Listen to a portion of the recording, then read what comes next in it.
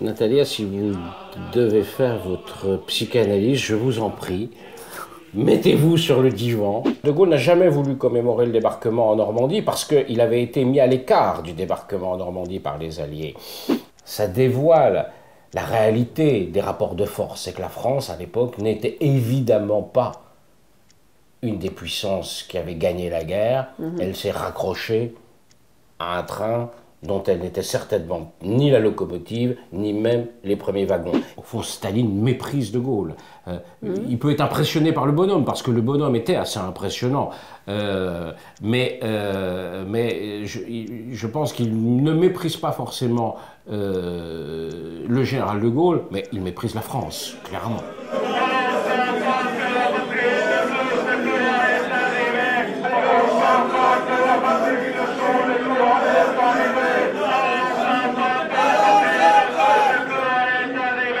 On préférera toujours une solution moyenne, voire médiocre, à laquelle on participe, qu'une bonne solution dont on serait exclu. Et ça, c'est une analyse marxiste-léniniste. Vous me la pardonnerez. Non. Je souhaite bon courage aux dirigeants ukrainiens qui demain viendront expliquer au peuple ukrainien qu'il faut passer un compromis avec la Russie.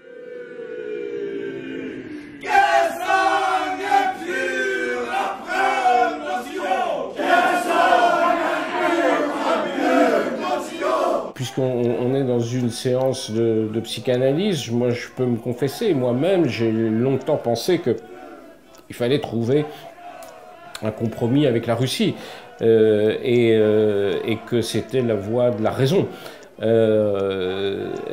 L'histoire nous donne tort.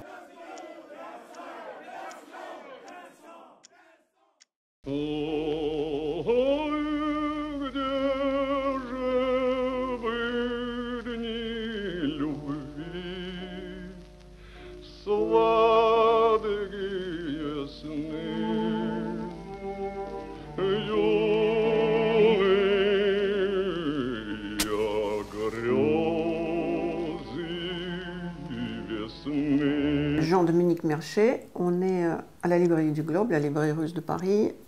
Je vous ai invité, pour tout vous dire, pour faire ma psychanalyse.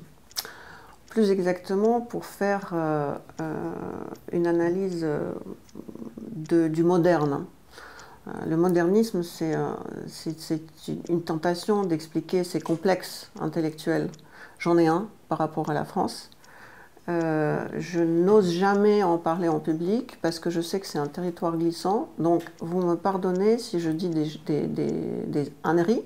Sachez que ces choses que les Français ne partagent pas avec moi m'ont été enseignées par mes professeurs russes de l'histoire. Il s'agit de la Deuxième Guerre mondiale.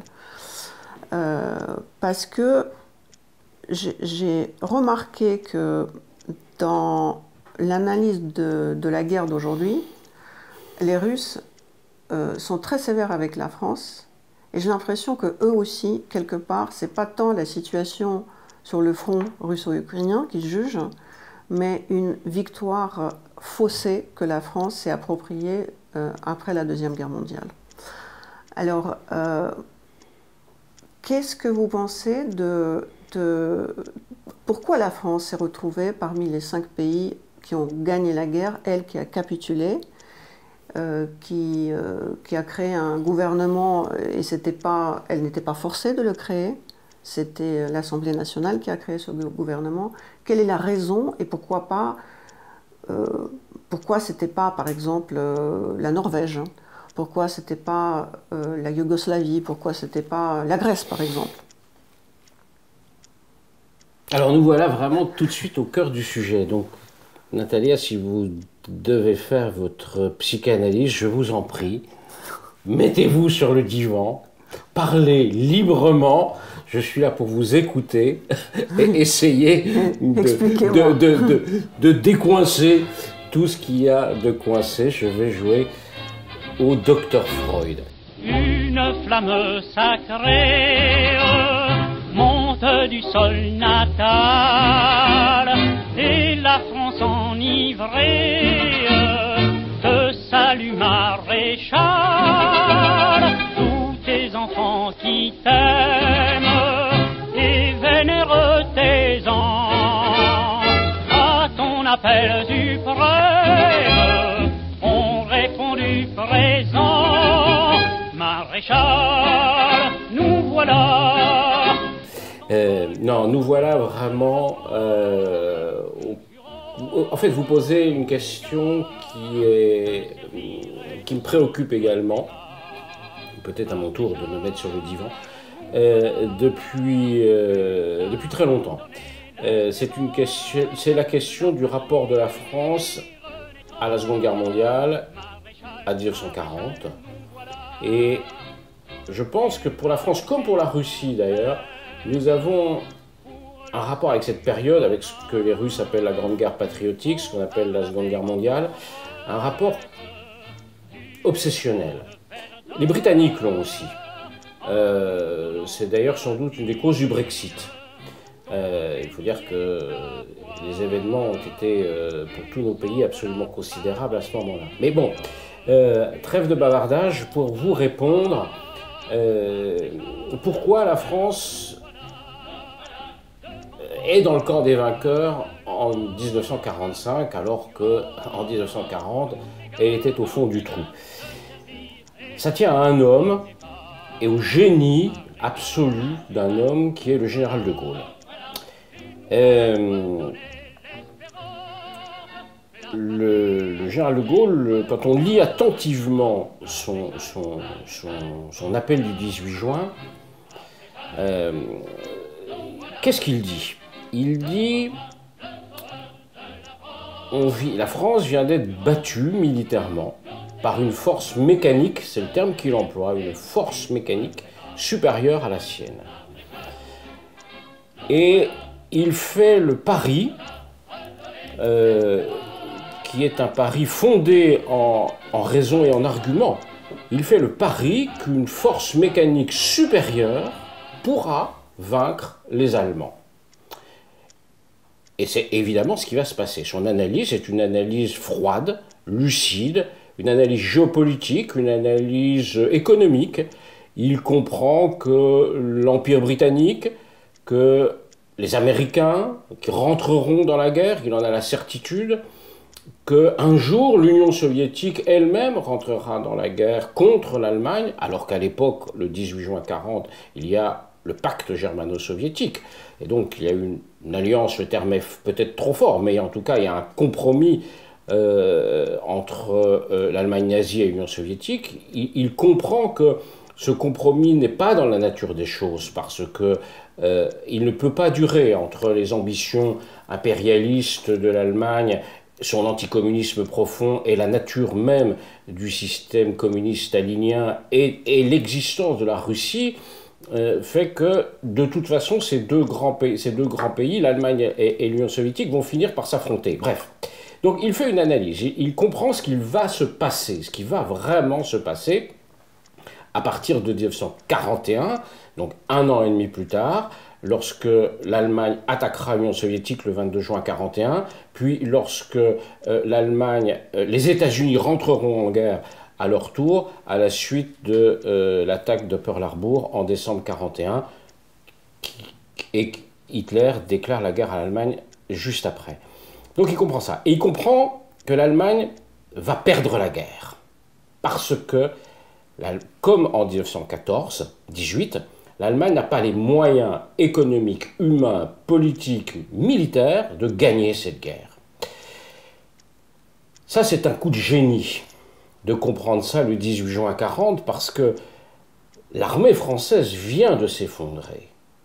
L'armée française, c'était quelque chose de gigantesque. C'est elle qui avait gagné la Première Guerre mondiale. Et en l'espace de quelques semaines, elle a cédé devant l'armée allemande. Est-ce qu'elle s'est vraiment battue ou oui, elle a préféré attendre? Il y a eu énormément de morts. On estime qu'il y a eu quasiment 100 000 morts côté français. Elle s'est battue. Elle s'est battue, mais elle a été battue parce que parce qu'elle était mal commandée. La responsabilité des généraux est essentielle. Ils n'ont pas su préparer cette guerre. Elle était trop Puis étendue la sur la gagner. frontière, c'est ça? Elle était, on y reviendra si vous voulez sur les causes de la défaite. Mais donc le général de Gaulle, le 18 juin 40, comprend que l'Allemagne perdra la guerre.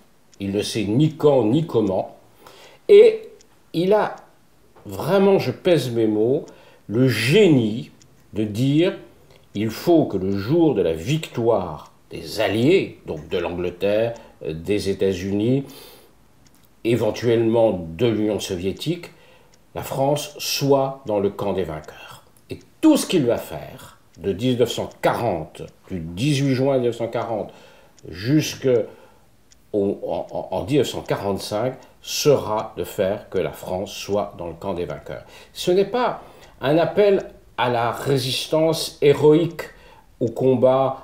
Il ne se bat pas pour l'honneur.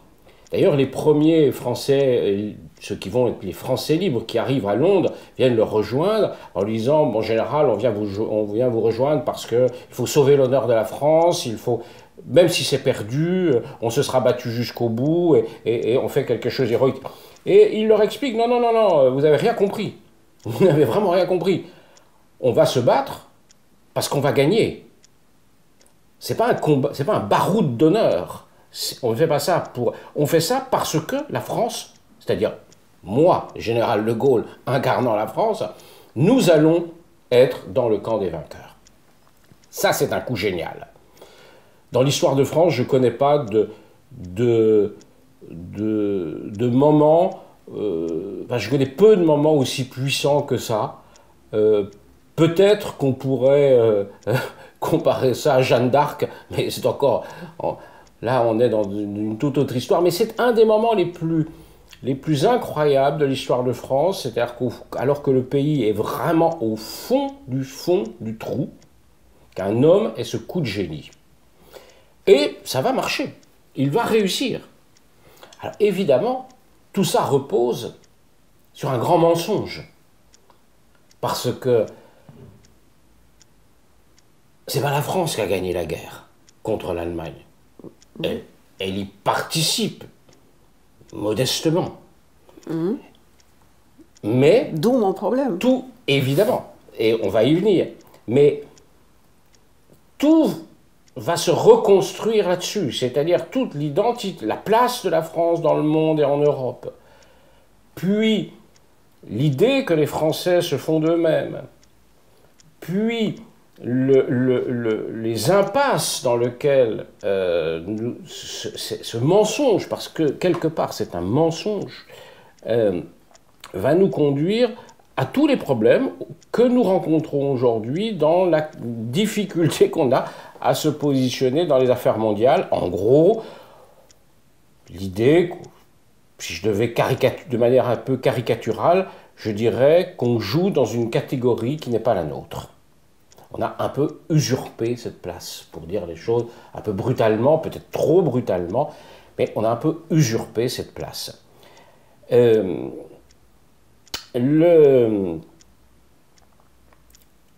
La part...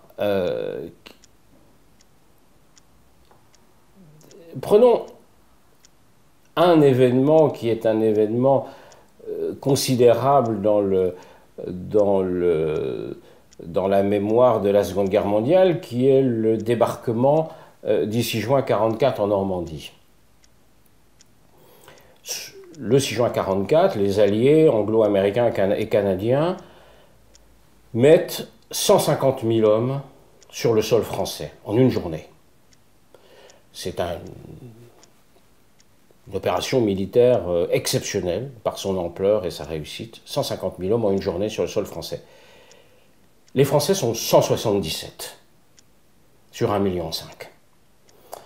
C'est ce qu'on appelle le commando Kiefer, qui débarque dans le coin de Ouistreham.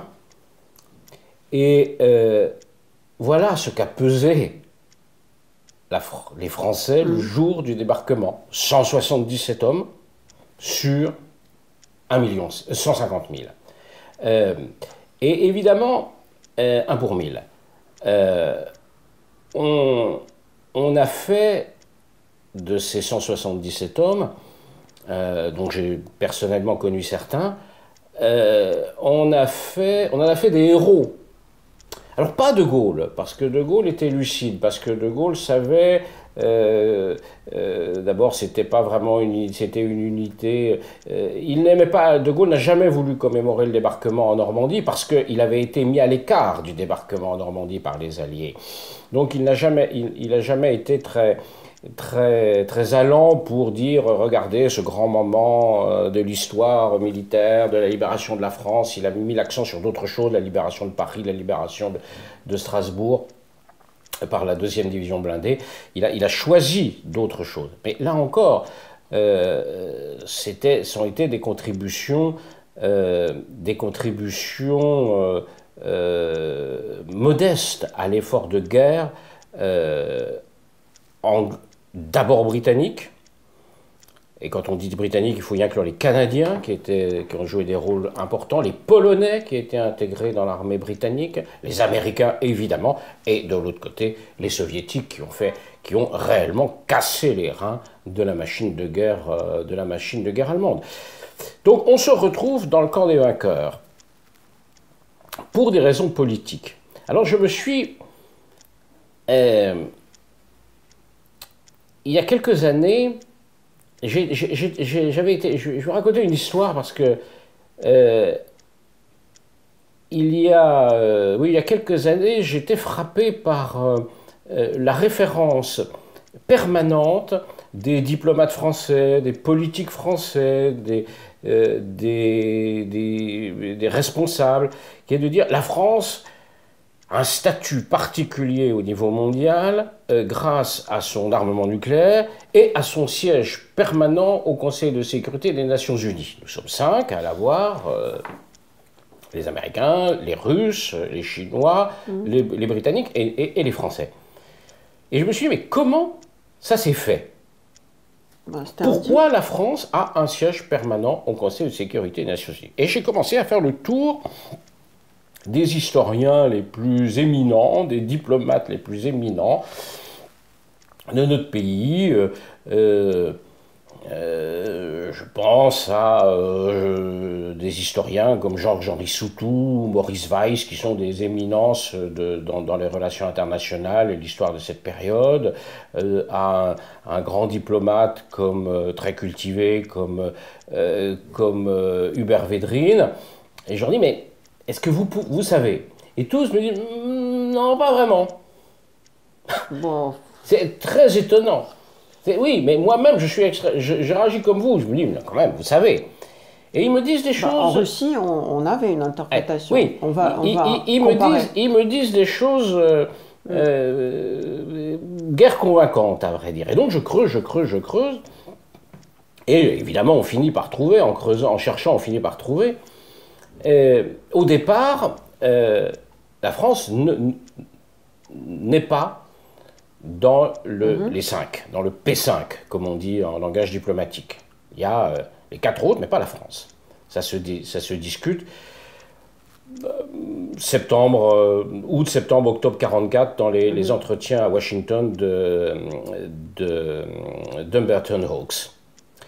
Et les Français vont réussir à s'y remettre.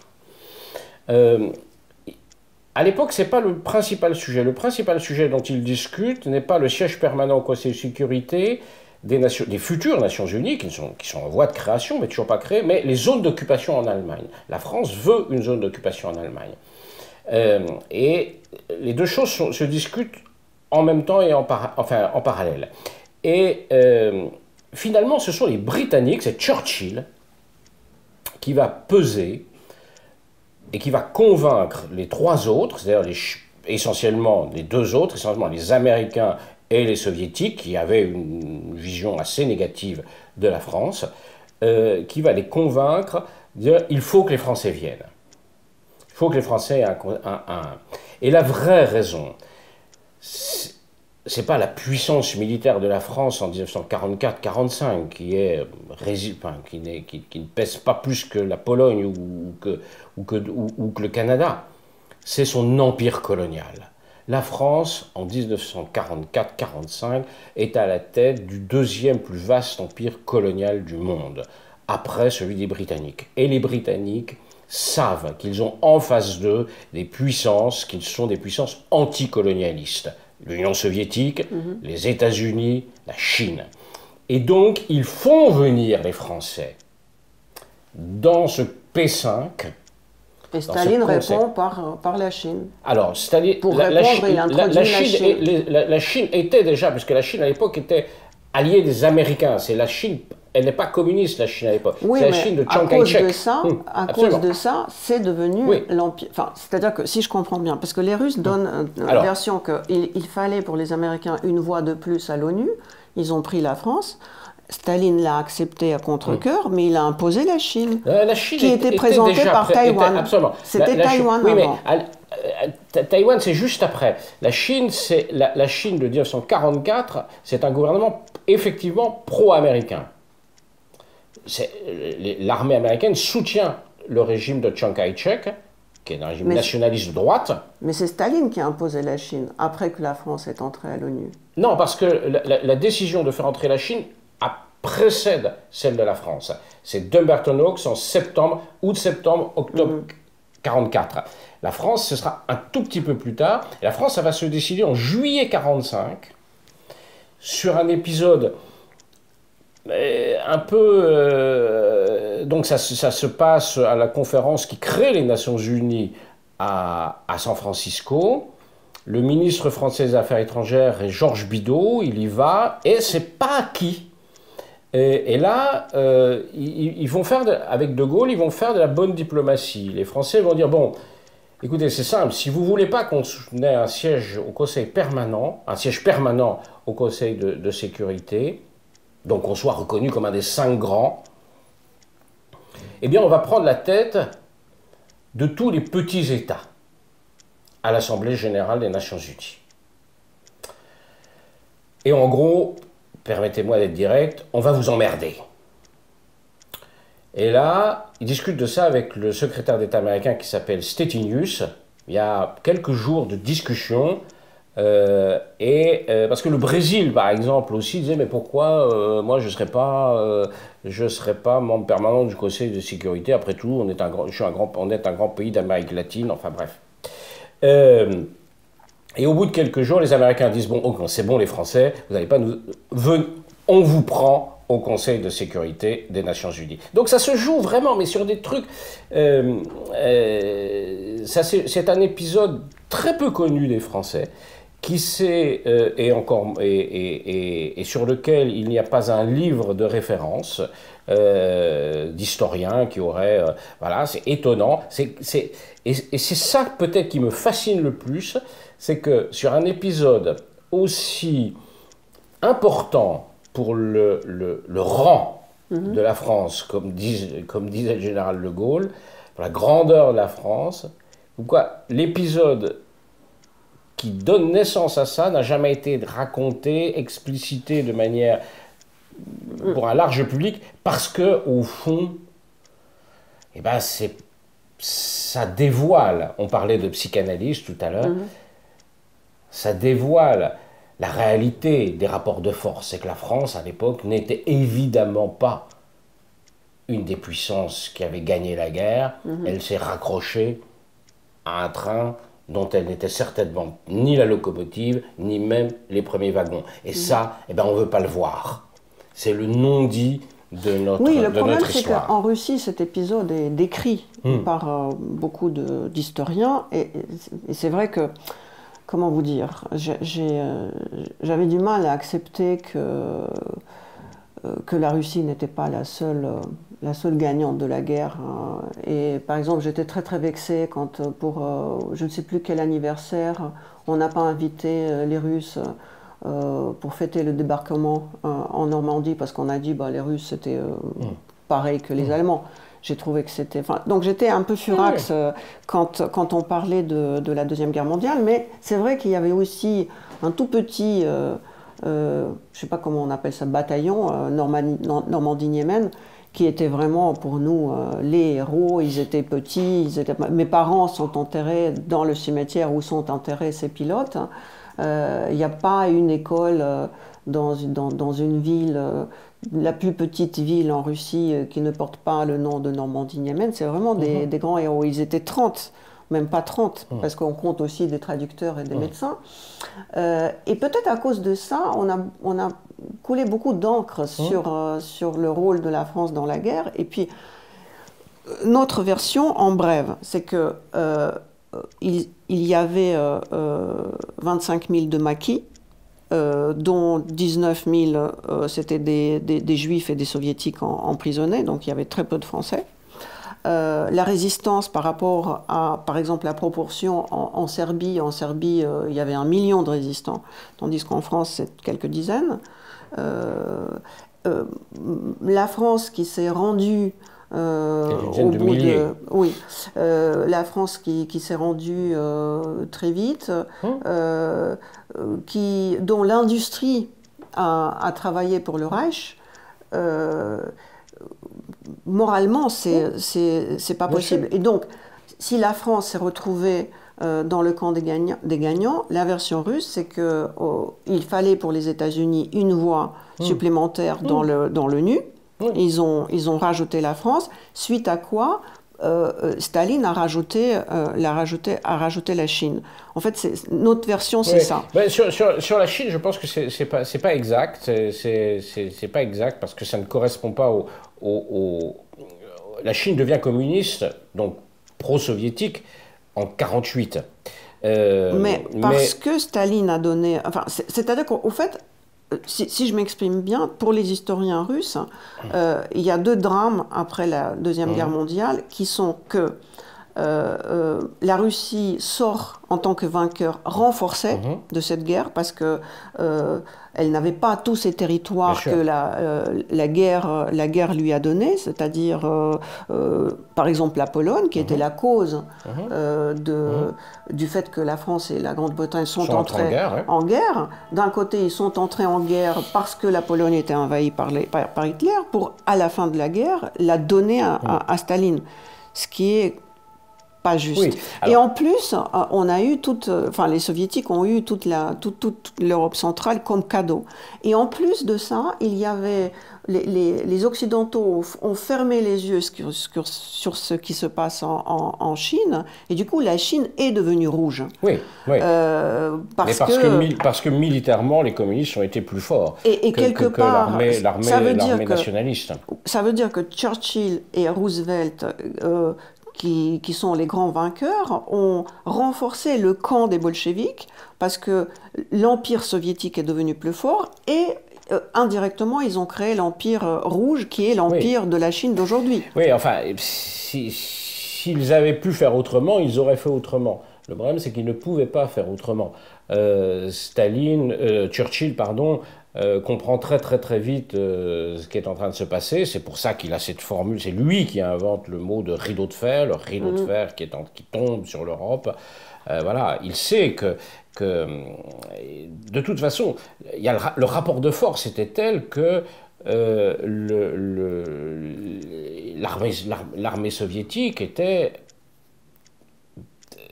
a cassé la machine, je le redis, c'est l'armée soviétique qui a cassé la machine de guerre allemande. C'est plus que les Occidentaux. Alors, évidemment, il y avait les 2 fronts, mais par exemple, la grande offensive de juillet 1944, Bagration, c'est apocalyptique pour l'armée allemande. Apocalyptique, c'est-à-dire que il recule de 600 km en quelques semaines. Ils perdent des millions d'hommes. Donc, ça, c'était le rapport de force. En 1945, on est dans un rapport de force où l'armée rouge est la première armée du monde. La première armée du monde, elle est en Europe. Alors, le seul truc qui se passe, pardon, je vous coupe, le seul truc qui se passe, c'est à la conférence de Potsdam, donc à l'été 1945, où là, tout d'un coup, et là tout le monde comprend qu'on est rentré dans en juillet, tout le monde comprend qu'on vient de rentrer dans une autre logique. Les Américains viennent de tester leur première arme nucléaire dans le désert du Nouveau-Mexique. Ils l'utiliseront quelques semaines plus tard sur Hiroshima puis Nagasaki. Et là, c'est pendant la conférence de Potsdam. Et là, ils informent les Soviétiques en disant « on a une arme nucléaire et vous pas ». Et là, effectivement, ça rééquilibre le rapport de force. Mais en 1945, sans la puissance de l'armée soviétique, elle est absolument considérable.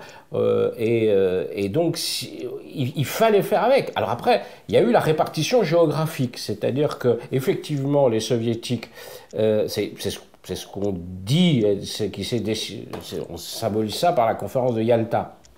En réalité, c'est un tout petit peu plus compliqué que Yalta, parce qu'il y a effectivement, eh ben oui, la Hongrie, la Pologne, la Roumanie, ben oui, l'armée soviétique est là. Voilà, elle est là. Il y a les zones où elle n'est pas.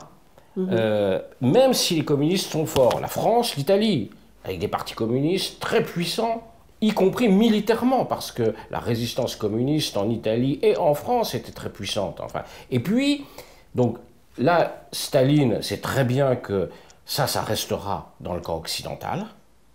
Et donc, les partis communistes de ces deux pays ne tenteront pas de prendre le pouvoir, même dans les moments les plus durs de la guerre froide, enfin lorsque la guerre froide arrive vraiment en 47-48, ces partis communistes ne tentent pas de prendre le pouvoir. Ce n'est pas le cas en Tchécoslovaquie, par exemple, parce que la Tchécoslovaquie était déjà considérée plutôt comme dans la zone d'influence russe. Puis il y a les cas très particuliers, par exemple de la Grèce, où il y a une guerre civile, mais où Staline laisse tomber les communistes grecs. Voilà. Parce qu'il comprend qu'il ne peut pas... Et l'Iran. Et l'Iran. C'est pas rien. Je veux dire, et Staline laisse tomber... Alors c'est vrai que Staline va récupérer...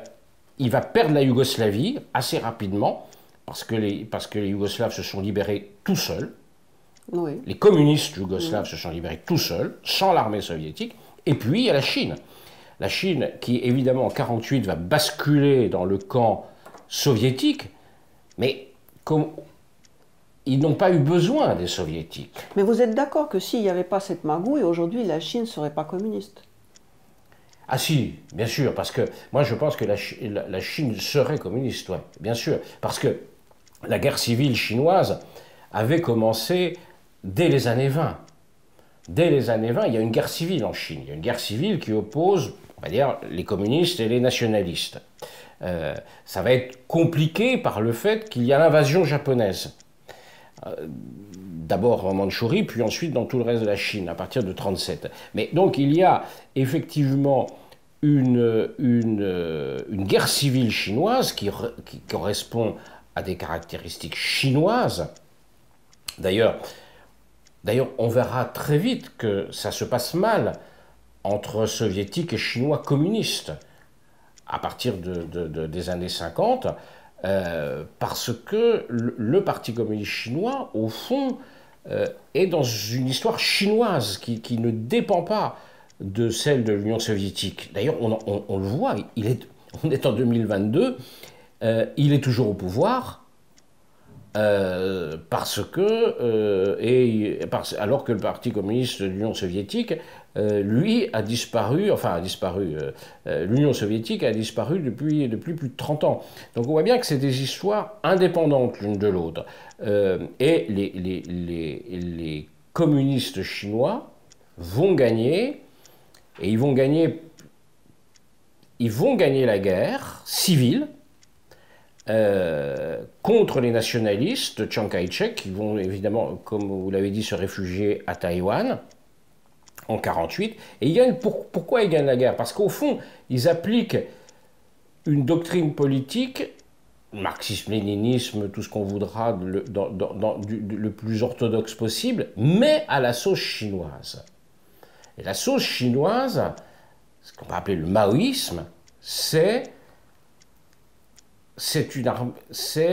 il faut que nous ayons les paysans avec nous. Et donc ça va être une armée de paysans. Or la Chine est massivement paysanne. C'est tout le contraire, au fond, de l'histoire russe, soviétique. Oui, tout à fait. Mais moi, je parle les bolcheviks vont faire la guerre aux paysans, alors que les maoïstes vont s'appuyer sur les paysans. Et c'est pour ça qu'ils gagnent. Et c'est pour ça que les nationalistes chinois, le gouvernement de droite, va perdre parce qu'il ne va pas réussir à avoir ce qui fait l'essentiel de la population chinoise, c'est-à-dire la paysannerie. Oui, mais ma question, c'était pas si c'était les paysans ou le prolétariat. Ma question, c'était est-ce qu'on peut pas... Enfin, moi, je pense que comme la démocratie a renforcé l'Empire soviétique après la guerre, c'est eux qui ont poussé la Chine vers le communisme aussi. Enfin, moi, je pense que c'est... moi, je pense que... ils ont trop fermé les yeux sur ce que les communistes faisaient en Chine. C'est mon opinion. Mais bon, je ne suis pas spécialiste. Donc on est d'accord que la France s'est retrouvée dans le camp des vainqueurs de façon non orthodoxe. Oui, on pourrait... Oui. Et on est monté... On a été un peu des... Alors évidemment, ce que je vais dire peut sembler insultant pour tous les gens qui se sont vraiment battus. C'est insultant pour les gens qui se sont battus. Et c'est pour ça que je veux être prudent dans mon expression. Beaucoup de Français se sont battus, beaucoup sont morts, beaucoup ont fait de la résistance, ont été déportés, torturés, tout ça, ça a existé, il ne s'agit pas de le nier. Il ne s'agit pas de le nier. Que des Français, et de nombreux Français, se soient extrêmement bien comportés pendant la Seconde Guerre mondiale, il n'y a aucun doute là-dessus, ce sont des héros. Et il est bien de leur rendre hommage, ça c'est un fait. Mais ce n'est pas la France. Ce sont des Français. Est-ce que vous n'êtes pas en train de faire la France, en tant que nation, eh ben, elle n'était pas forcément au premier rang. Voilà. Est-ce que vous n'êtes pas en train ou nous, on fait la même erreur que la France, c'est-à-dire qu'on n'a jamais fait ce qu'on appelle la lustration. On n'a jamais fait le mea culpa, on n'a jamais vraiment accusé... mis les choses, les points sur les i, et du coup ce cadavre du communisme, parce que c'est un cadavre de communisme, est en train de ressusciter à chaque fois quand on pense avoir mis le dernier clou dans le cercueil. Et est-ce qu'aujourd'hui ce comportement très bizarre de la France par rapport à l'Ukraine et à ce qui se passe avec la Russie, est-ce que ce n'est pas en quelque sorte le vestige de cette absence de mea culpa et cette position très ambiguë, très équivoque dans la Deuxième Guerre mondiale. Parce que ça devient incompréhensible même pour les Allemands. C'est une hypothèse très intéressante et je ne suis pas loin de partager ça. Je pense qu'il y a deux choses différentes. Ce que nous n'avons pas fait, c'est le travail de deuil, d'analyse de 1940. Pourquoi ça nous est arrivé? Ça, on ne l'a pas fait. On n'a pas compris. Et 1940, c'est l'aboutissement de 1918. C'est-à-dire, c'est toute cette période de l'entre-deux-guerres. Que la France, de fait, n'était plus une puissance dominante. Voilà.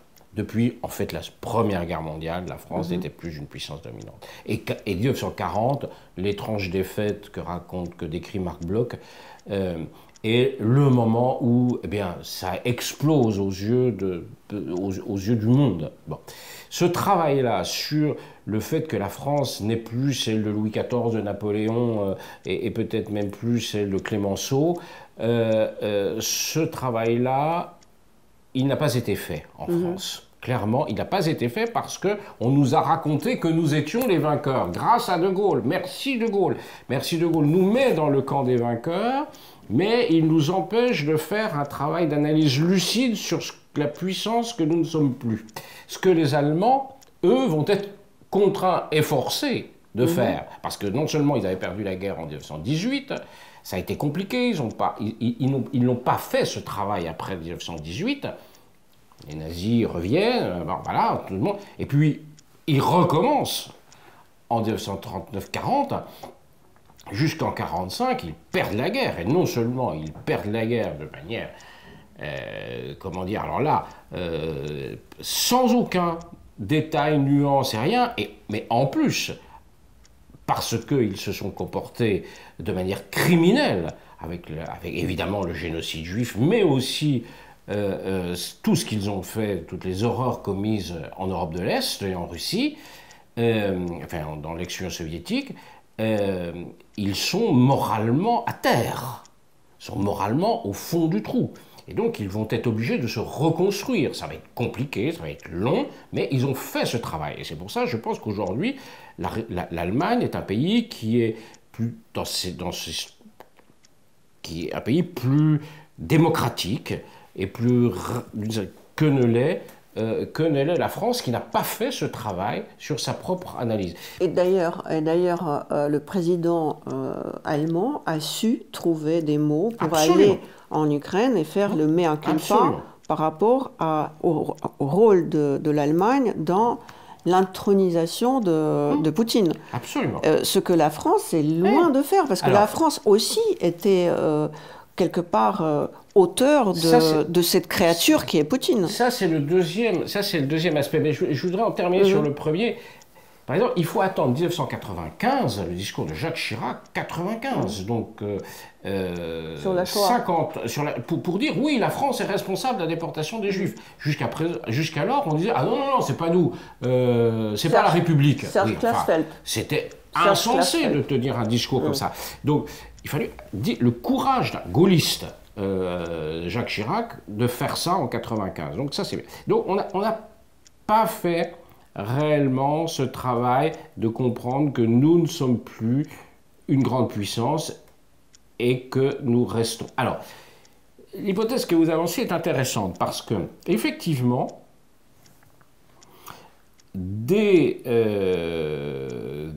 l'entre-deux-guerres et surtout après la Seconde Guerre mondiale, le rang de la France, comme on dit, donc le fait que la France se considère comme étant une des grandes puissances mondiales, il se joue dans son rapport avec la Russie. La France a toujours voulu jouer une relation de partenariat avec la Russie pour compenser sa relation de dépendance, en réalité, aux États-Unis. Et aussi de rivalité avec l'Allemagne. Donc on s'est trouvé dans une situation où on était réellement, et aujourd'hui encore, dépendant des États-Unis, depuis, ce qui est le cas depuis la Première Guerre mondiale, depuis 1917. Voilà, je rappelle la phrase du général Pétain qui dit « J'attends les chats et les Américains », 1917. Dans une relation de dépendance politique, militaire, économique, enfin tout ce qu'on voudra, juridique vis-à-vis des Américains. C'est une réalité. Ça ne nous plaît pas, mais bon, voilà. C'est pas parce que ça ne nous plaît pas qu'elle n'existe pas. De dépendance par rapport aux États-Unis, de rivalité, concurrence, parfois peur de l'Allemagne. Et la stratégie française pour sortir de ça, c'est de dialoguer avec les Russes, les Soviétiques. D'ailleurs, ça commence, c'est une vieille histoire, la relation entre la France et la Russie, mais il y a cet épisode incroyable du voyage du général de Gaulle à Moscou en décembre 1944, où il va discuter avec Staline, justement parce que ça ne se passe pas bien avec les Américains et les Britanniques. Et donc il dit, c'est pas grave, puisque ça ne se passe pas bien avec les Britanniques et les Américains, pour me créer de l'indépendance par rapport à eux, je vais discuter avec Staline. Staline, en gros, ne veut qu'une chose, c'est qu'ils reconnaissent que la Pologne deviendra russe. Et puis il lui concède deux, trois petites choses, mais au fond, Staline méprise de Gaulle. Il peut être impressionné par le bonhomme, parce que le bonhomme était assez impressionnant. Mais je pense qu'il ne méprise pas forcément le général de Gaulle, mais il méprise la France, clairement. Clairement. Clairement, oui. Mais je pense qu'il ne méprisait pas parce qu'on ne méprisait pas De Gaulle, parce que De Gaulle était un personnage hors du commun, et Staline aussi, dans un autre genre. Mais donc je crois que... Et effectivement, vous avez raison, il y a et on le voit encore aujourd'hui avec la crise ukrainienne. Voilà, Emmanuel Macron veut parler à Vladimir Poutine, ce qui est la preuve que nous sommes une grande puissance. Mais ce n'est que ça. C'est que le résultat ne compte pas. C'est simplement le fait de pouvoir le faire. Si un ami diplomate, ambassadeur aujourd'hui dans un pays important, me disait un jour, il dit, tu sais, nous, les diplomates français, on préférera toujours une solution moyenne, voire médiocre, à laquelle on participe, qu'une bonne solution dont on serait exclu. C'est ça. Donc, on préférera toujours aller parler à Poutine, ou à d'autres, en l'occurrence à Vladimir Poutine, parce que ça nous donne l'impression de servir à quelque chose, d'exister. Le résultat, non. On n'est pas dans une approche pragmatique. On est dans une approche existentielle, identitaire. Vous connaissez mieux les actualités et les bruits des couloirs. Est-il vrai qu'aujourd'hui, avec le conflit en Ukraine, Macron s'est éloigné de l'Allemagne, et on ne peut pas dire qu'il s'est fâché avec les Américains, mais en tout cas, j'ai un commentaire de la part des Russes à propos du banquet que Biden a fait pour Macron avec énormément de pompe, parce que les Américains savent qu'il est très... il se laisse à la flatterie. Voilà. et qu'on lui a fait du beau. On lui a fait des homards pour mieux faire passer la pilule de non-compréhension entre les deux pays. Oui, c'est bien possible. C'est bien possible. Sur la relation avec les États-Unis, c'est bien possible. C'est une visite d'État. Alors, une visite d'État, c'était la deuxième. Trump l'avait déjà reçu. Biden le reçoit, le président français, en visite d'État. Visite d'État, c'est quelque chose de très protocolaire avec... Bon, voilà. Donc, mais il paraît que les Américains sont surpassés pour... On met les petits plats dans les grands, mais nous aussi on sait le faire, ça. Hein. On fait Versailles, la garde républicaine sur les Champs-Élysées, le dîner à la Tour Eiffel, je ne sais où, enfin bref, nous aussi on sait faire ça. Non, mais la question c'est que... Non, mais ce que je veux dire, c'est que oui, bien parce sûr. que pour vous c'est important, c'est pour ça que Biden l'a fait, parce que pour lui c'est pas important du tout. Le résultat, c'est que Emmanuel Macron allait discuter des choses, notamment sur le économique, et qu'il n'a rien obtenu en réalité. Voilà. Mais il a mangé des homards. Mais il y a eu sa deuxième visite d'État et il était sans doute très très content du résultat. Avec l'Allemagne. Non, je pense que le sujet avec l'Allemagne ne vient pas de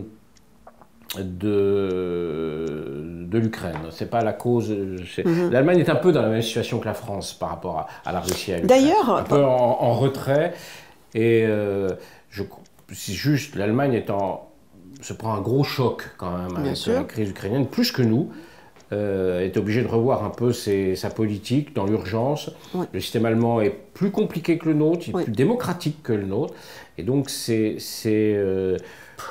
voilà, c'est une période un peu difficile.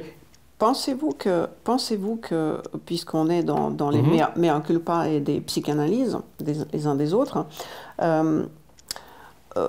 quel rôle aura, à votre avis, dans 10 ans, Angela Merkel, qui peut-être est la personne à l'origine de ce drame de Poutine. Ouais, alors moi je suis plutôt un admirateur d'Angela Merkel, donc je sais qu'il est de bon ton d'en dire du mal, mais parce qu'on ne comprend pas, parce qu'on comprend pas comment elle fonctionne et comment l'Allemagne fonctionne. Le fait qu'aujourd'hui, dans la presse, elle enchaîne des interviews pour expliquer que Poutine est devenu ingérable, n'est-ce pas pour mieux se faire pardonner? Elle prépare son histoire. Oui, bien sûr, bien sûr, bien sûr. Mais c'est toute l'Allemagne qui était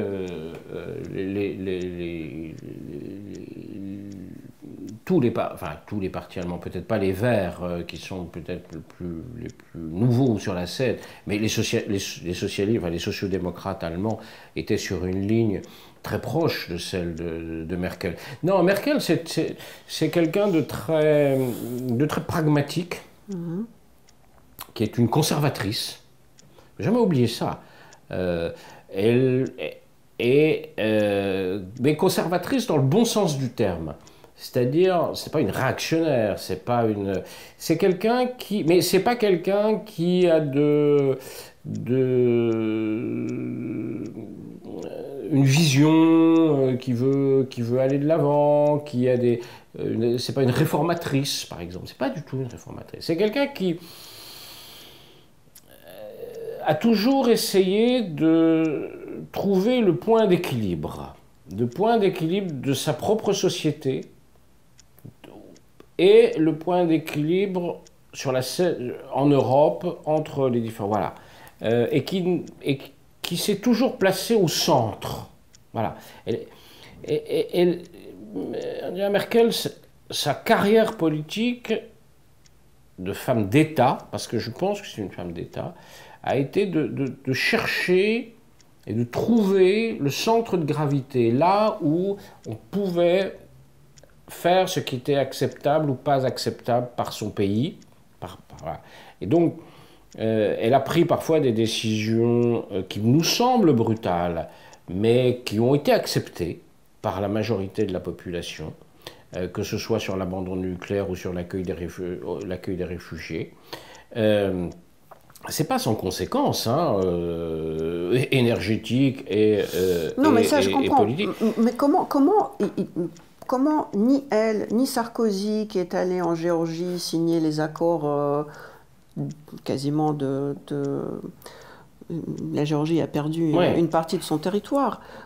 Comment ces gens ont gobé tout ce qui se passait? Il y avait des frics russes, des hommes politiques qu'on traitait de frics, qui disaient attention, c'est le fascisme qui arrive. On ne les a pas écoutés. Personne ne les a écoutés. Alors, puisque nous donc sommes dans une séquence c'est de ça que je parle par rapport à Merkel. Oui. Mais ça, la responsabilité, elle est collective. Qui, dans les grands dirigeants, ont anticipé ça? Je vous dis, il y avait beaucoup d'hommes politiques russes qui criaient. Pourquoi ils ne se sont pas fait entendus? Qui dans les... Quand Obama est élu, il propose un reset avec la Russie. Bien sûr. Ça ne marche pas.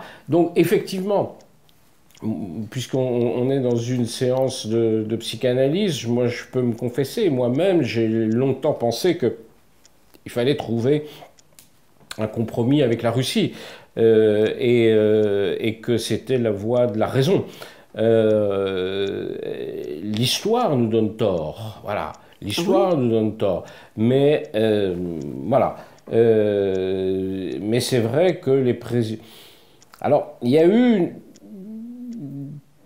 il s'est passé quelque chose en 2014, au moment du début de la vraie crise ukrainienne. 14, c'était le début de Troisième Guerre mondiale. Moi, je pense, parce qu'on y est, et ça a commencé en 2014. C'est pas encore une guerre mondiale, et heureusement. Mais en 2014, il il se passe quelque chose qui, sur le moment, est assez impressionnant. On en revient, on parlait du débarquement de Normandie. François Hollande, qui est président de la République, et son équipe de diplomates vont utiliser les cérémonies du débarquement pour tenter de mettre fin à la guerre en Ukraine, la première guerre d'Ukraine. Et au fond, ils y parviennent pas si mal sur le moment. C'est-à-dire qu'on est quand même dans un moment où il y a eu l'annexion de la Crimée, où il y a l'invasion du Donbass,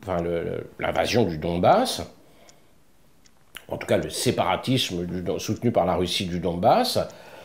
On pense à l'époque, il y a eu plus de 10 000 morts quand même. Alors aujourd'hui, ça semble pas beaucoup par rapport à ce qu'on a connu depuis le mois de février, et là, profitant de la présence simultanée du président russe Poutine, du président ukrainien Poroshenko, d'Angela Merkel en Normandie, il les réunit et puis il lance un processus diplomatique qu'on va appeler le format de Normandie, qui va déboucher sur les accords de Minsk I, puis les accords de Minsk de février 2015, si ma mémoire est bonne, qui effectivement ont gelé, d'une certaine manière, la situation. Bon. Il y aura une guerre de basse intensité qui va se poursuivre, mais en fait, et nous allons nous enferrer dans cette logique, nous enfermer dans cette logique. Qui va se révéler être une impasse, parce que ni les Ukrainiens, à qui on a imposé ces accords parce qu'ils sont en situation de faiblesse, ni les Russes n'ont envie de les respecter. Mais on a fait la même chose qu'avec la Géorgie. On a fait la même chose qu'avec la Géorgie. On a fait la même chose qu'avec la Géorgie. Vous avez raison. Mais c'est pour ça combien il faut de fautes historiques pour enfin comprendre. Je sais bien, je sais bien. On peut faire, certains le font d'ailleurs, le parallèle avec Hitler annexant les Sudètes. Voilà. Mais la loi de Godwin me suffit parce que effectivement voilà, toute conversation mène à. Voilà. Moi, je compare cette guerre malheureusement avec la guerre coréenne. Parce que vous savez que la guerre coréenne. Vous savez l'histoire de 38e parallèle.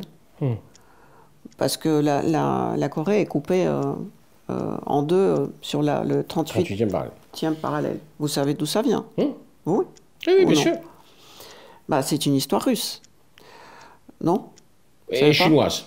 Non, russe. Parce que, non, c'est une histoire russe. Parce qu'en 1896... ah oui, avant la guerre, alors. Avant la guerre de Corée. En 1896... la Russie et le Japon voulaient partager la Corée. La Corée. Sur ce parallèle. Et après, ils ne se sont pas attendus. Il y avait la guerre du Japon. Bon, après, il y avait les révolutions, blablabla. Deuxième guerre mondiale. Voici que les Américains décident de départager la Corée. Et ils disent, mais comment faire? Et ils se sont souvenus que c'était déjà planifié par le tsar. C'était aussi la ligne de front. Bien sûr. Ligne de front. Mais donc on est revenu au partage des Russes. Et c'est une guerre qui n'est jamais terminée, parce que l'armistice n'est pas signé, que la Corée du Nord, du Nord a signé. Même pas d'armistice. Mais cessez-le-feu, point. Cessez-le-feu, donc on est en guerre là-bas. Voilà. Et aujourd'hui, la question qui se pose, est-ce que la Chine va avoir suffisamment de force pour entretenir la Corée du Nord et la Russie? Mais c'est vrai, la comparaison avec la Corée est intéressante, parce que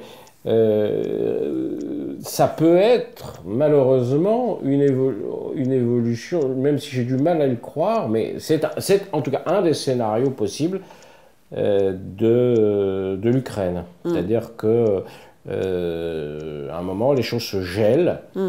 Que l'Ukraine ne va jamais signer, comme la Corée du Nord, du Sud. On en reste comme ça. Et que c'est une bombe à retardement. Disons, aujourd'hui, avec ce qu'on voit, je ne parierais pas forcément sur ce scénario, mais c'est un scénario possible. C'est un scénario possible. D'un gel. Peut-être, en fait, C'est ce que aujourd'hui, c'est peut-être le scénario le plus favorable pour la Russie, de geler la situation là où elle est. Mais je ne pense pas qu'elle soit en capacité, capable militairement de tenir tous les territoires dont elle a pris le contrôle. Mais ça, bon, l'histoire le dira, on verra ça dans les prochains mois. Donc je pense que la guerre n'est pas finie, voilà, pour dire les choses. Aujourd'hui, mi-décembre 2022, je pense que la guerre n'est pas terminée. Hein, je pense que Poutine n'a pas l'intérêt de la terminer parce que le régime de Poutine, c'est un régime de voleurs, c'est même pas un régime idéologique. Et que je ne pense pas que Poutine n'était pas au courant des pillages qui avaient eu lieu et que son armée est complètement appauvrie. Je pense qu'il y participait. Et que quand la Russie faisait partie, en quelque sorte, du monde occidental, plus ou moins, l'économie devait être transparente, plus ou moins. Aujourd'hui, elle n'est même plus transparente, ce qui veut dire que la guerre va couvrir tous les vols d'une classe inférieure à l'oligarchie. C'est-à-dire que si, avec Poutine, on volait beaucoup, aujourd'hui arrivent ceux qui n'ont rien à faire avec le monde occidental, mais qui vont s'enrichir à coup d'échelons disparus, l'approvisionnement disparu, les bottes disparues, et que ça va faire leur... C'est un scénario malheureusement possible. C'est dramatique pour la Russie. Oui, mais... parce que en fait, c'est le marché noir officiel pendant la guerre, et personne ne peut rien contrôler. Et que on a fait disparaître les capitaux des très très grands, et maintenant c'est les moyens, c'est les gris qui vont comme des petits rats. J'ai une autre question. Est-ce que le vrai problème du fait qu'on ferme les yeux sur la Russie n'est pas une espèce d'admiration quand même qui continue devant les idées de bolchevisme, de communisme? Parce que la Russie est plus du tout... la Russie est plus du tout, même est plus du tout communiste. Je pense que non, au contraire, je pense que c'est plus une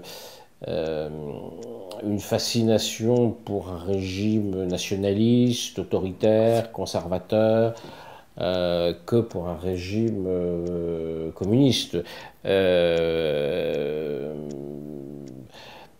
Alors.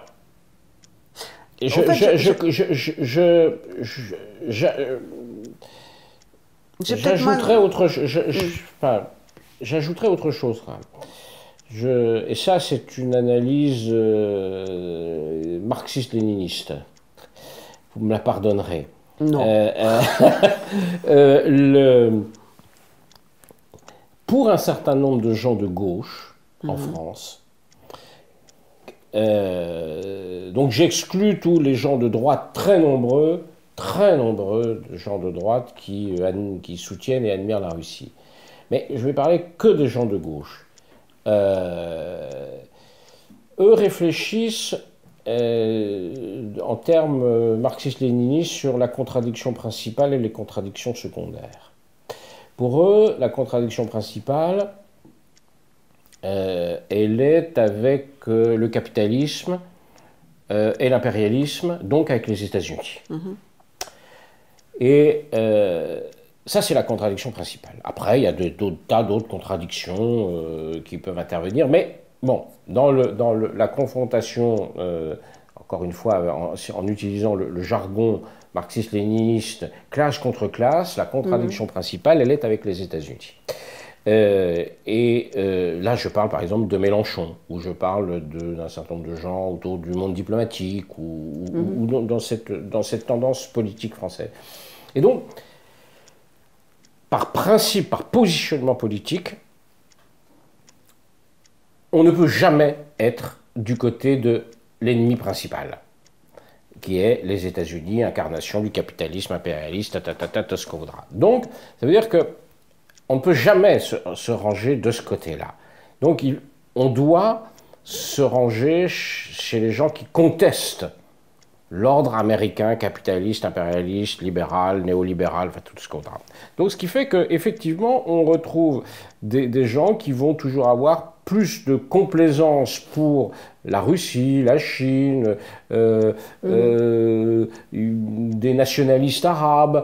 Ça a été Saddam Hussein, ça a été Bachar el-Assad, la gauche latino-américaine, Chavez, enfin tous ces gens-là. Donc pourquoi pas l'Iran, enfin tous les gens qui contestent au fond l'hégémonie qui à mon avis est quand même affaiblie, mais bon ça c'est un autre problème. Tous les gens qui contestent l'hégémonie américaine sont potentiellement des alliés. Alors il peut y avoir des contradictions avec eux, mais ces contradictions sont secondaires. Et notamment la question de la démocratie, pour ces gens-là, me semble être une contradiction secondaire. Pour eux, ce qui compte, c'est de jamais être dans le camp des Américains. Et ça résonne assez fort en France, ces idées. Ça résonne assez fort, justement parce qu'il y a un rapport compliqué aux États-Unis du fait, nous-mêmes, de notre puissance perdue. Donc, parce que moi, voilà. Ce qui m'étonne, c'est que d'un côté, tout le monde est d'accord, y compris sur les plateaux de télévision et dans la ville, si j'ose dire, que voilà, les Russes ont dépassé tout ce qui est autorisé moralement. Mais il y a toujours cette espèce de sympathie, presque, elle me gêne, cette espèce de russophilie presque idiote. Elle est idiote, parce que les gens gobent, je ne sais pas d'où cette fascination par le monde russe qui fait qu'on pardonne aux Russes énormément de crimes, énormément de choses inacceptables, qu'on ne pardonne pas aux autres. À part le bolchevisme, je ne vois pas autre chose. Je pense que le bolchevisme ne joue pas là-dedans. Franchement, aujourd'hui, c'est fini ça. Je pense qu'aujourd'hui, c'est fini ça. Ça a été vrai. Il y a eu un moment... il y a eu la fascination du soleil rouge qui se levait à l'est. Enfin, oui, mais tout ça, c'est fini. Tout ça, c'est fini. Ça ne parle plus, ça. Non, c'est la Russie en tant que Russie. Et elle a été. Il y a eu l'incarnation bolchevique, mais aujourd'hui. Mais qu'est-ce que la Russie Poutine n'est pas un Français, idéologue communiste. Il a des pratiques, peut-être. D'accord. Mais pas d'idéologie. Oui, mais vous savez, on dit. Il y a deux frères écrivains géniaux, les frères Strugatsky, qui ont écrit un livre qui s'appelle « C'est difficile d'être Dieu ». Il y a une phrase dans ce livre « Après les gris viennent les noirs ». Le truc, c'est que Poutine, c'est un gris. Les oligarches russes, c'est des gris. C'est des gens qui aiment l'argent. Après eux viendront des noirs. Et les noirs, c'est l'idéologie. Et je pense que ça va être l'idéologie de partage noir, qui est un système pyramidal. Et c'est le partage des communistes. C'est-à-dire qu'il y a toujours quelque chose de bien qu'on peut prendre chez le voisin. On fait d'abord l'expropriation de la propriété privée et après on va piller chez le voisin. En fait, c'est le système communiste, c'est la base du système communiste. Et j'ai l'impression que... Il y avait dans l'idéologie communiste, elle venait d'ailleurs, d'abord elle venait pas de la Russie. Elle venait essentiellement d'Allemagne. Et il y avait des idées de progrès, d'émancipation, d'égalité, voilà, des idées qui étaient des idées qui venaient en partie des Lumières européennes. Alors évidemment, tout ça a sombré corps et âme dans la guerre au moment de la révolution et de la guerre civile russe. Bon, voilà. On peut dire qu'il en reste peut-être des traces au cours des années 20, mais à partir des années 30, tout ça est terminé. Chez nous, oui, pas chez vous. Oui, bien sûr. Oui, mais parce qu'ici, on a vécu dans le mythe. Dans le mythe. Mais bon, Ce mythe aujourd'hui a vraiment Oui, disparu. oui, tout à fait. Mais sauf que les gens qui vivent ici, qui tiennent quand même des rênes de la vie intellectuelle, je ne parle pas pour la vie industrielle, parce que je connais personne, mais je parle de la vie intellectuelle française. Elle est quand même encore aujourd'hui très, très contaminés par les Russes, regardez, par les idées russes, par l'argent russe. J'appartiens à une... moi, ce qui me fascine, à titre, alors là, personnel, parce que c'est une affaire de génération, dans ma jeunesse, les gens de droite étaient massivement anti-russes, anti-soviétiques, on va dire, détestaient, n'aimaient pas, ne soutenaient pas Moscou. Voilà, bon. Aujourd'hui, j'ai l'impression que le monde a tourné autour de moi, alors que moi je suis toujours au même endroit, et je vois les gens de droite, beaucoup de gens de droite, défendre la Russie. Mais c'est parce que c'est votre droite-gauche. Oui, mais je pense qu'il n'y a qu'ici que ça marche. Hein. Chez nous, ça n'a aucun sens. Oui, mais ça marche très aussi. Oui, mais parce que déjà il y a déjà la confusion, c'est que le fascisme, par exemple, c'est de gauche. Pour moi. Ça, je ne vous suivrai pas là-dessus, mais bon, si. c'est un autre débat. Mais en tout cas, j'ai vu on a vu les gens changer de position. Aujourd'hui, c'est plus, voilà. Si ce n'est ce que je disais sur une partie de la gauche. Peut-être que quand vous n'avez pas vécu dans un pays communiste avec toutes les erreurs que ça représente, pour vous, ça a un sens. Mais par exemple, les gens qui sont plus ou moins cultivés, plus ou moins libéraux en Russie, jamais ils ne se permettraient de s'appeler les gens de gauche. Oui, bien sûr. Mais dans un cauchemar. Oui, bien sûr. Oui, mais on le voit dans toute l'Europe de l'Est, par exemple, clairement, où la gauche... Donc je pense que tout ça, c'est des conceptions vétustes. Oui, mais nous sommes en France ici, et nous avons une histoire politique qui est la nôtre, et d'ailleurs, le concept même de droite et de gauche a été inventé dans notre pays. Oui, tout à fait. Mais peut-être qu'il faut passer à autre chose. À propos de communisme, vous savez, je vous ai dit qu'on a des héros français qu'on vénère beaucoup, c'est la Normandie-Niemen. Il y a un autre qui a donné le nom à un institut, un des plus prestigieux des langues étrangères, Maurice Thorez. Il y a quelque chose que je ne connais pas, et peut-être que vous pouvez m'éclairer. Maurice Thorez, voilà quelqu'un qui rentre dans la magouille de la Deuxième Guerre mondiale, parce que un homme gris, sans aucun intérêt, avec des capacités intellectuelles quelconques, qui a trahi plusieurs fois tout le monde, se retrouve chez Staline. Enfin, il a, si je comprends bien, il a déserté l'armée. Oui, il est allé chez les Russes. Après, il est revenu en France. On l'a pardonné. Et puis, il disparaît dans un accident de bateau en Russie. Et les Russes disent que c'était une monnaie d'échange. Contre quoi? Est-ce que c'était une demande des Français de l'éliminer en Russie, à votre avis? Parce que... Alors là, Joker, je ne me souviens pas comment est mort Maurice Thorez. Il était accusé de trahison. Après, je pense que c'est De Gaulle qui l'a pardonné à Maurice Thorez. Oui, bien sûr, il est rentré, mais comment il est rentré en France en 1964. Il est allé se soigner à Yalta, je pense. Et son bateut a eu un accident.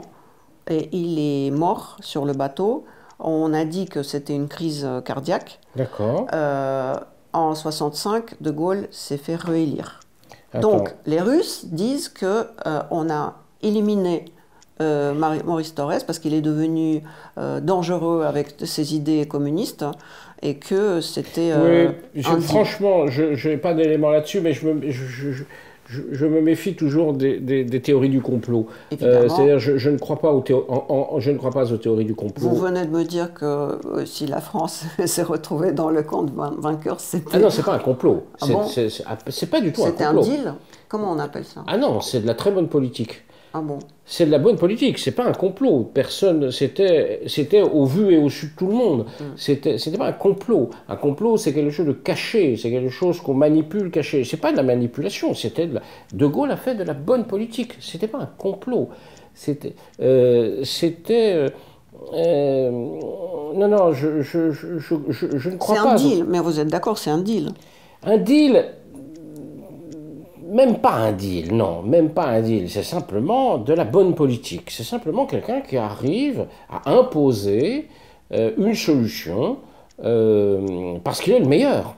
À ce moment-là, il est le meilleur. Il n'a pas de concurrent en France à son niveau et il comprend que... Non, c'est pas un deal. Alors, il peut y avoir des deals, mais non, ce que j'ai décrit ne relève vraiment ni du complot, ni du deal. C'est simplement une politique bien menée. Bien menée. C'est ce qu'on appelle la réelle politique. C'est de la réelle politique. C'est de la réelle politique, oui. La capacité à passer des accords, des compromis, mais qui se sont faits au vu et au su de tout le monde. Par exemple, c'est l'accord entre De Gaulle, officier de droite, catholique, traditionnel, qui va s'entendre avec le Parti communiste français, parce que le Parti communiste français représente une force absolument considérable dans la résistance, puis à la libération, ce qui ne les empêcheront pas de se fâcher à mort dès 1948. Mais il y a des moments où on fait des accords, et puis des moments... Mais ces accords n'étaient pas des... C'était pas... Non, c'était des accords, c'était... et puis à un moment, on n'est plus d'accord, donc dans ce cas-là, on se sait... Mais tout ça a été assez transparent, en fait, assez transparent. Est-ce que c'est suffisamment transparent que Zelensky, aujourd'hui, qui est nommé l'homme de l'année, et qu'aujourd'hui, tout le monde est d'accord que c'est le nouveau Churchill, que c'est le héros national. Je n'ai pas l'impression que pour autant l'Occident l'aime, ce monsieur qui tord la main aux très très grands chefs d'État, qui les oblige de danser sous ses airs, et que dès que la guerre va être terminée, on va lui dire maintenant tu te pousses parce que maintenant c'est les grands qui vont faire des deals. Oui, c'est pas sûr ça, je sais pas, parce que... Vous savez ce qui me fait penser à ça, c'est que vous vous souvenez, il y avait un certain Mikhail Saakashvili, oui, le président de la Géorgie. Oui, mais c'est vraiment oui, je sais ce qui lui arrive, mais on est vraiment face à des personnages pour le très différents. Très différents. C'était pas le symbole de l'indépendance de la Géorgie, de la révolution des Roses. Il n'a pas été autant il n'a pas été autant que Zelensky l'est. Il était quand même beaucoup plus l'homme des Américains. Oui. Zelensky, c'est plus compliqué. Zelensky n'était pas l'homme des Américains. L'homme des Américains, c'était Poroshenko. Et les Américains n'étaient pas très contents de voir Zelensky arriver. Donc, il n'a jamais... Alors, et puis surtout, Saakashvili a commis une erreur... de nombreuses erreurs, mais une fatale qui a été de déclencher les hostilités en 2008 face à la Russie. Face à la Russie. Et ça, bon voilà, je pense que ce ne sont pas des gens de la même envergure. Voilà. Zelensky, manifestement, c'est quelqu'un qui a une vraie envergure et qui a alors d'abord, c'est un acteur, qui a parfaitement compris qu'il fallait en jouer. Mais De Gaulle était un acteur, en quelque sorte. Rappelez-vous, d'abord, De Gaulle, quand il n'a rien, en 40, il n'a que sa voix, la communication, son appel. Et puis, chaque fois qu'il vient à la télé, c'est un acteur absolument formidable. Donc, en politique, être un grand acteur, dans un régime démocratique, ça compte. Ou même dans une dictature d'ailleurs. Oui, bien sûr. Et puis, Zelensky, il y a Zelensky et il y a aussi les Ukrainiens, le peuple ukrainien. Et je pense que ce qu'on va assez vite découvrir, lorsqu'on commencera à rentrer dans une phase de sortie de guerre, on n'y est pas, hein, mais lorsqu'on va rentrer dans une phase de sortie de guerre, pour l'instant c'est l'union sacrée. Tout le monde est... Voilà, d'accord. Mais lorsqu'il va falloir rentrer dans une phase différente où peut-être que des compromis devront être faits, quelle sera sa latitude pour imposer des compromis à une population qui n'en voudra sans doute pas? Et ça c'est la question. On ne peut aujourd'hui que se poser la question. Il est impossible d'y répondre. Hein. Impossible d'y répondre. On ne peut pas.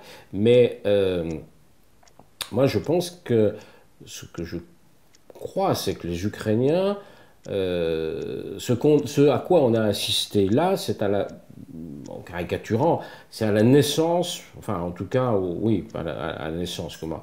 Oui, à la naissance d'une nation. En fait, voilà.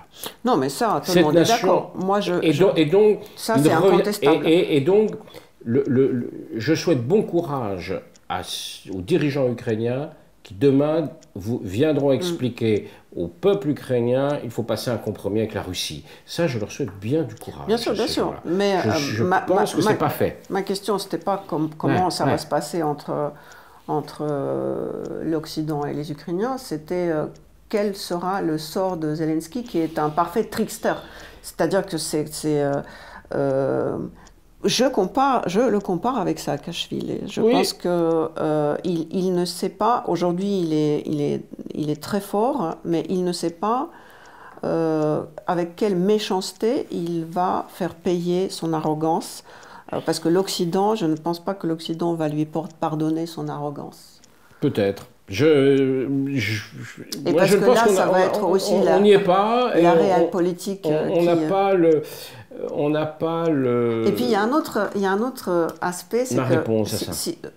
Si je comprends bien, De Gaulle était contre la monnaie de dollar, et c'était peut-être ça le début de sa fin, parce que les gens qui ne veulent pas de dollars ou qui déclarent la guerre au dollar terminent mal, les présidents terminent mal, et l'Ukraine est tellement détruite aujourd'hui, je ne sais plus quel est le chiffre de reconstitution économique de l'Ukraine, mais je pense que des chiffres, mais des chiffres qui ne veulent pas dire grand-chose. Oui, on parle de 300 milliards, 600 milliards. Mais oui, le niveau est tel que sans l'argent des Américains, ce pays ne pourra pas se relever.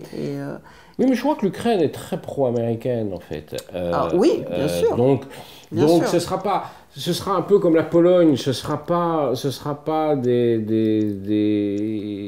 Mais je ne parle pas du peuple, je parle de Zelensky. Ah, de Zelensky, mais honnêtement, on ne peut pas savoir. Son sort peut devenir très très tragique. On ne peut pas le savoir. Oui, bien sûr. L'exemple le plus célèbre, c'est celui de Churchill. C'est celui de Churchill qui, aux élections de 1945, est battu. Voilà. Donc oui, ça peut arriver. Mais là, on n'a aucun élément pour dire l'un ou l'autre. Bien sûr. Situation. Mais oui, Churchill aux élections de 1945. Alors que il vient de gagner la guerre et sans lui les Alliés l'auraient perdu. Eh bien les électeurs britanniques lui disent écoute, t'es gentil, mais maintenant tu rentres chez toi et on met les travaillistes au pouvoir. C'est exactement ce que je dis. C'est des choses qui arrivent, mais ça n'arrive pas toujours. Et là, franchement, je ne sais pas. Je peux donner ma théorie, ma conclusion peut-être, qu'il y a des manuels d'histoire, on y parle des gens réels, et on les plonge dans le mensonge. Parce que les manuels d'histoire sont écrits par des interprètes en fonction de l'époque et on change ses livres. Tandis que dans la littérature, on vous parle des gens inventés, mais leur psychologie, la situation dans laquelle ils se trouvent, nous apprennent à vivre. Et Churchill a eu le prix Nobel de littérature. Oui. Et peut-être qu'il y a deux solutions pour des gens comme Zelensky ou comme Saakashvili, devenir le héros d'un manuel d'histoire ou devenir un héros épique de l'épos. Et peut-être que les vrais réformateurs... Aujourd'hui, si on devait décerner un prix à Zelensky, je pense qu'on pourrait lui décerner un grand prix d'interprétation à Cannes. Parce que vraiment, c'est un acteur formidable. Vraiment. C'est le Nobel de littérature ou celui de la paix, on attendra un peu. Oui. Donc vous pensez qu'il joue à tout ça? Non, mais c'est son métier. C'est son métier, c'est ça qui est formidable. C'est son métier. Il fait son métier. Sauf qu'il fait son métier aujourd'hui au service d'une cause qui le dépasse et dans laquelle son peuple se reconnaît. Donc c'est une... D'ailleurs, c'est d'autant plus fascinant que ça, il est devenu célèbre avec une série qui s'appelait Héros du peuple. C'est la rencontre de la réalité et de la fiction qui est assez fascinante. Ça n'en reste pas moins un personnage, qui hors du commun par son talent. Et il y a peut-être ce qui me fascine, il fait très bien son métier. Ce qui m'intéresse aussi, moi, un peu observateur de la chose militaire, c'est aussi, par exemple, sa capacité à ne pas intervenir sur les dossiers qu'il ne connaît pas. Ça, je trouve que c'est peut-être encore plus impressionnant que de bien faire son métier, c'est-à-dire à un moment de dire « moi la guerre je ne sais pas la faire et donc je vais confier la responsabilité de faire la guerre à quelqu'un qui sait le faire » et c'est pour ça qu'il a choisi le général Zaloujny qui, en laissant je crois beaucoup d'autonomie aux différents acteurs du système. Comment fonctionne le pouvoir ukrainien, en fait on ne le sait pas bien, hein, on le sait pas bien. Je pense que c'est pas un système très centralisé. En tout cas, Zelensky n'est qu'un élément du pouvoir. C'est pas, il en est la figure. Mais est-il, comment les décisions stratégiques se prennent? En fait, on n'en sait rien. Et c'est d'ailleurs, c'est d'ailleurs assez fascinant de mesurer notre ignorance sur la manière dont les décisions se prennent à la fois à Kiev et à la fois à Moscou. On observe une guerre et dont on ne sait pas comment les décisions les plus importantes se prennent. Est-ce que vous pensez qu'un jour en France un acteur peut devenir président? Ou c'est un pays qui se prend trop au sérieux? Je pense que n'importe qui peut devenir président en France. Ah. Aujourd'hui. Voilà. Ah, aujourd'hui. Voilà. Bravo. Voilà, je pense vraiment. C'est aujourd'hui. C'est-à-dire aujourd'hui tout est possible. Aujourd'hui tout est possible. Ouais. Bon, aujourd'hui tout est possible. Vous savez, en Russie, on dit quand on a descendu au fond, d'en bas, quelqu'un a frappé. Bon, aujourd'hui, tout est possible. Voilà. Merci. Merci beaucoup. C'était une séance de psychanalyse réciproque.